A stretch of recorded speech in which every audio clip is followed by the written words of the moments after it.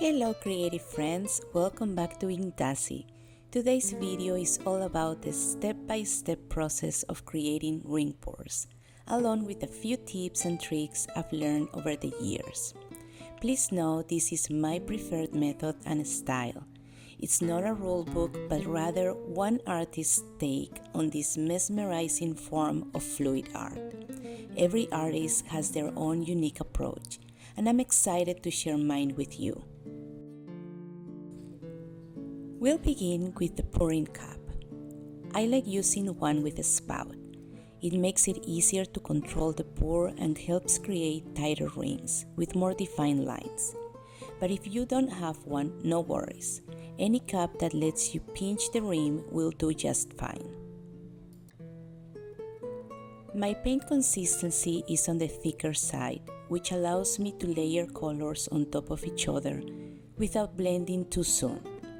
The thinner your layers, the more rings you'll create. I also like to add a lighter color right on top of a darker one. It gives a beautiful high contrast pop. Thick consistency not only gives you better definition but also helps avoid muddy colors.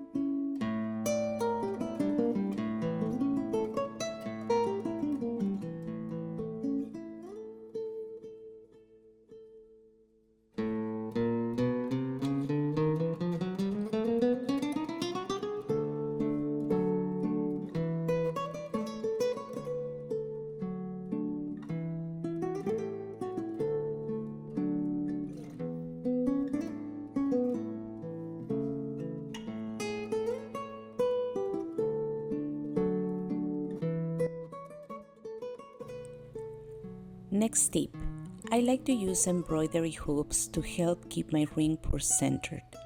They hold the paint in place and help form a more even circle. Make sure your canvas is level before pouring, otherwise the paint will slide off to one side and distort your rings. It's important to keep a steady hand. Holding your cup above the canvas for a long time can get tiring, especially for larger pieces. I recommend tucking your arm close to your side for support and using your free hand underneath to steady it.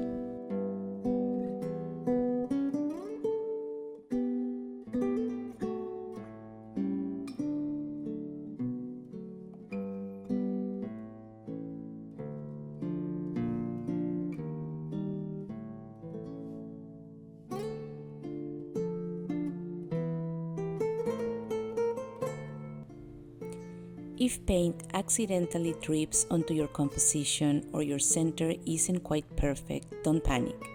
You can gently fix the lines with a skewer or a toothpick. Just go slow and light-handed.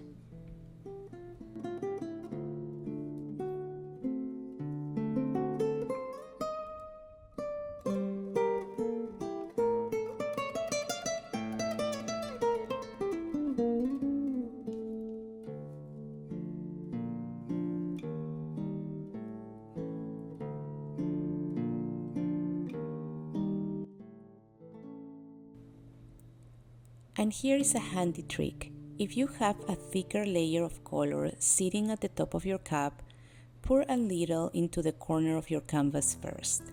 This helps get your paint moving when it's time to stretch and makes those initial rings more defined.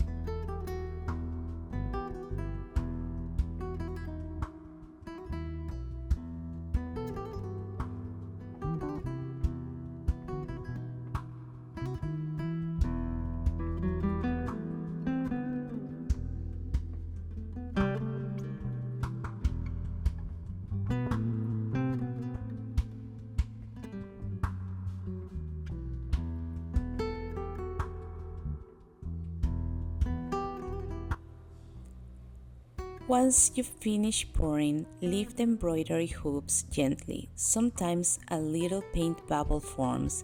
Just give it a quick poke with a skewer.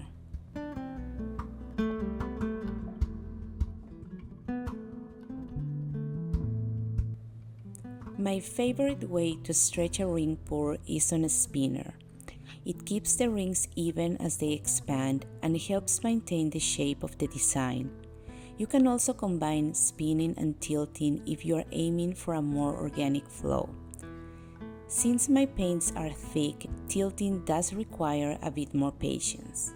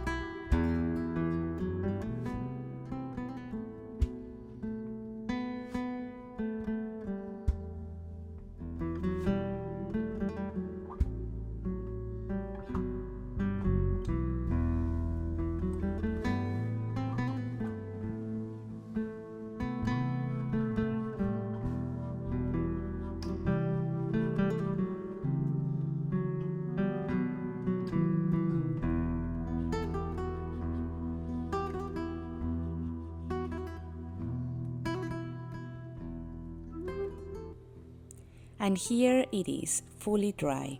I'm in love with this copper and teal combo. The richness of the metallics against that cool tone is just stunning. Let me give you a little recap at the end that you can screenshot.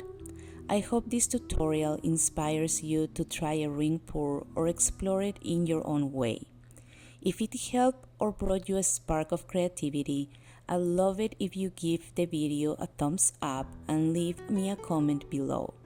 Don't forget to subscribe for more tips, techniques, and fluid art experiments. Until the next one.